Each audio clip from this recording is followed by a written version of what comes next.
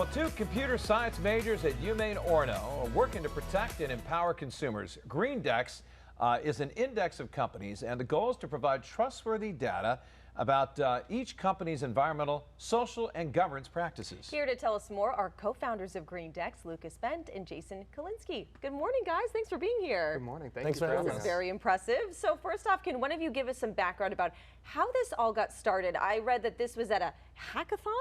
What exactly is that? Absolutely. So a hackathon is a coding competition. So I believe in September of 2023, us and a couple other students drove down to Hartford, Connecticut for a hackathon called Hack for Delta. One of the themes of the hackathon was sustainability. So thinking about that idea, we came up with the idea for GreenDex. So GreenDex, basically, the purpose is to empower ethical consumers with company data. So if you're a local business, we want to connect you with local consumers who may not have heard of you, who are looking to buy local and more sustainably. And if you're a consumer, we want to connect you with company data so that you can compare companies and buy from things that more align with your values. So for the people that don't know coding, like there's a lot of people that don't know what the heck that is. You hear it every day. What is coding? Yeah, so basically you're taking a problem that you have, some sort of task or automation that you want to produce en masse, and you're slowly implementing that solution over time. You're really just going piece by piece, saying, well, I got this thing, I want it over here, I have this piece of data, I want to put it over here. And then slowly you build this this product that people can see, and for us that's GreenDex. So we have so many data points on so many companies, I think over 100,000 at this point, and we provide that to the user in a very easily digestible way. So you can look and search for anything from Google to LL Bean, and you'll see their grade, and it's presented in a very easy to manage and digestible fashion. So you placed 5th out of over 100 entrants at this hackathon. What was your reaction to that? I'd say surprise. I mean, we were really happy. It was our first hackathon, so we weren't really sure what to expect, but we were able to create a functional prototype in less than 48 hours, and I think that really made an impact with the judges. A lot of the times people make sort of a mock-up or they pitch an idea. We made an actual working prototype so that users could look up a company and see it, and we found that for ourselves even, being curious about a company, being able to look it up and learn something new, even though we had created the platform, was really something exciting. What have you heard of the people that use it and started to spread the word about this app?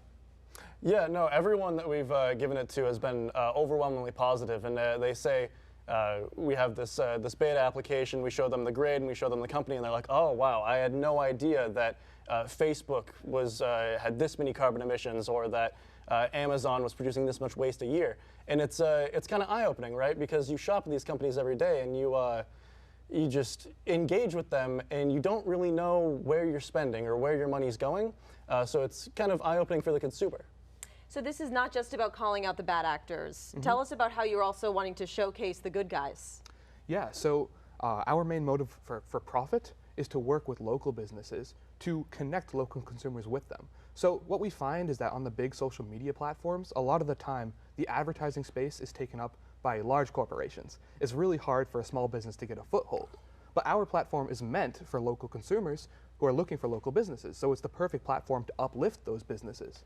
And that's how we try to connect them together. Well, tell us about your customers, the business partners, and the end user and who they are.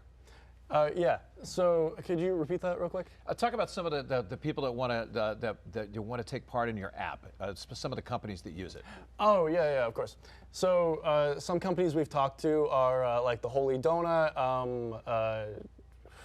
mainly succulents, basically anyone who really wants to promote and share in our basically movement, right?